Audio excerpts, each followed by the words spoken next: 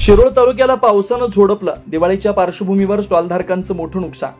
गेल्या आठवड्याभर प्रचंड उकाड्यानं हैराण झालेल्या शिरोळ तालुक्याला बुधवारी दुपारी दमदार पावसाची झोडप बसली।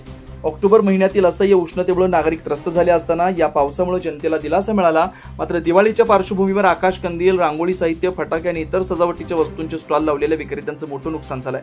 तालुक्यातील शिरोळ, जयसिंगपूर, हेरवाड, कुरुंदवाड, नांदणी, शिरोळ आणि आसपासच्या भागात अचानक आलेल्या मुसळधार पावसामुळे बाजारपेठा जलमय झाल्या। अनेक ठिकाणी पाणी साचल्यानं नागरिकांना त्रास झाला।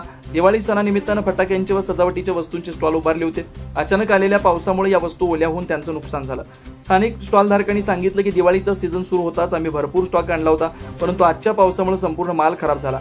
दिवसभराचा आणि पुढील काही दिवसांचा व्यवसाय कोलमडला असल्याचं सांगितलं।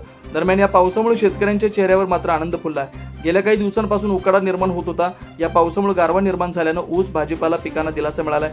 एकूणच शिरोळ तालुक्याला दमदार पावसाची झोडप बसल्याने एकीकडे शेतकऱ्यांना दिलासा मिळालाय, तर दिवाळीच्या पार्श्वभूमीवर बाजारपेठातील विक्रेत्यांचं मोठं नुकसान झालंय। सणाचा उत्साह काहीसा फिका पडल्याचं चित्र दिसून येत आहे।